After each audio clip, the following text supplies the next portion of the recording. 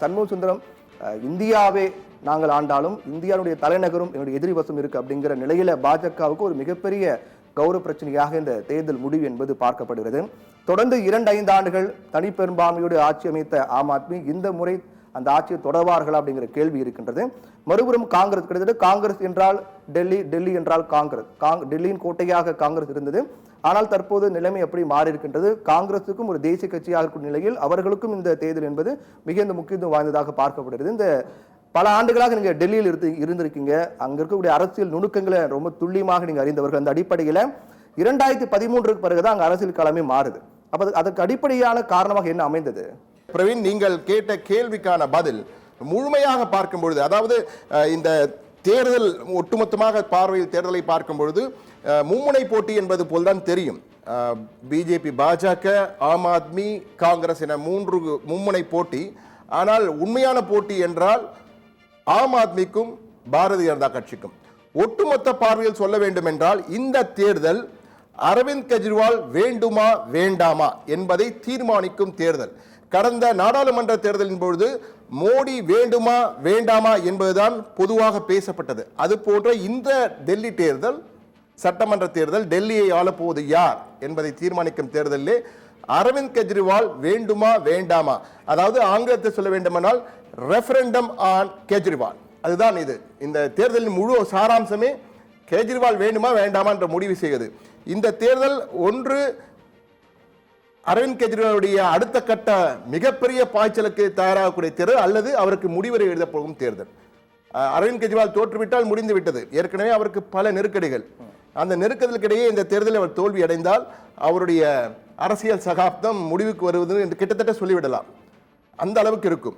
அதே போன்று பாரதிய ஜனதா கட்சியை பொறுத்தவரை மிக முக்கியமானது, 27 ஆண்டுகளுக்கு பிறகு 27 ஆண்டுகளுக்கு பிறகு பாரதிய ஜனதா கட்சி ஆட்சியை பிடிப்பதற்காக முயற்சி செய்திருக்கு. எனவே அது மிக முக்கியமாக பார்க்க வேண்டியிருக்கிறது.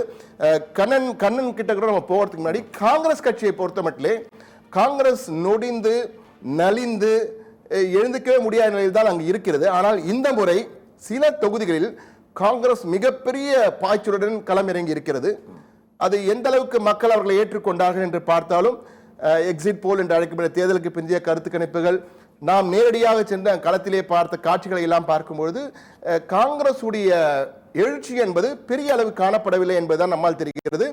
பாரதிய ஜனதா கட்சி அல்லது ஆம் ஆத்மி என்பதுதான் அவருடைய வாக்காளர்கள், டெல்லி வாக்காளர்களுடைய முழுமையான கோணமாக இருக்கிறது என்பதுதான் நம்மால் பார்க்க முடிகிறது. ஆனால் இப்ப கண்ணன் கிட்ட போவோம்.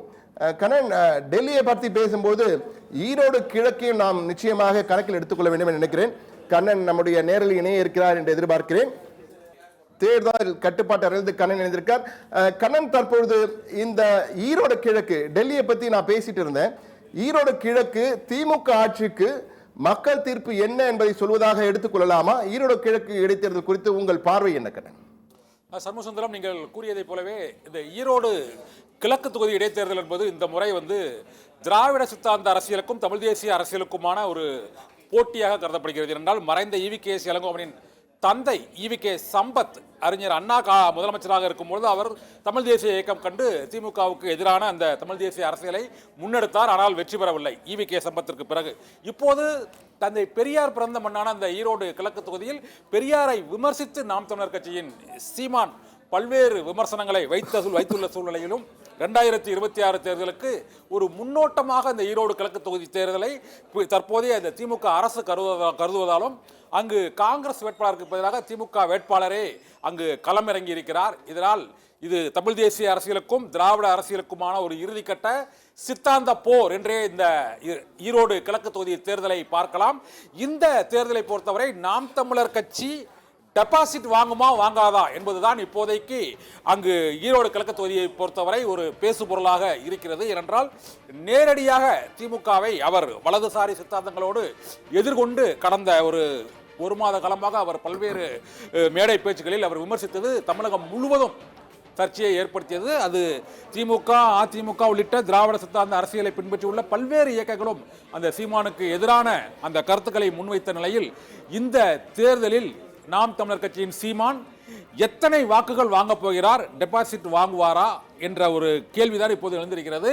இந்த கேள்விக்கு இன்னும் சற்று 8 மணிக்கு வாக்கு எண்ணிக்கை தொடங்கிய அந்த முதல் சுற்றிலிருந்தே தெரிய வந்துவிடும். என்றால் ஒரு 68% வாக்குப்பதிவு, கடந்த முறையை விட வாக்கு சதவீதம் குறைவாக இருக்கிறது. அதிமுக, பாரதிய ஜனதா கட்சி இந்த தேர்தலை புறக்கணித்த சூழ்நிலையில் அந்த வாக்குகளை நாம் தமிழர் கட்சியின் வேட்பாளர் சீதாலட்சுமி பெறுவாரா என்ற ஒரு எதிர்பார்ப்பும் இருக்கிறது. தமிழக அரசியல் களத்தில் நாம் தமிழர் கட்சியானது அந்த 1%-லிருந்து 8% உயர்ந்துள்ள நிலையில் இந்த ஈரோடு கிழக்கு தொகுதி இடைத்தேர்தல் முடிவு என்பது அது நாம் தமிழர் கட்சியின் தற்போதைய அந்த வியூகத்திற்கு என்ன முடிவை கொடுக்க போகிறது என்ற எதிர்பார்ப்பு தான் இப்போது எழுந்திருக்கிறது. சண்முக சுந்தரம்.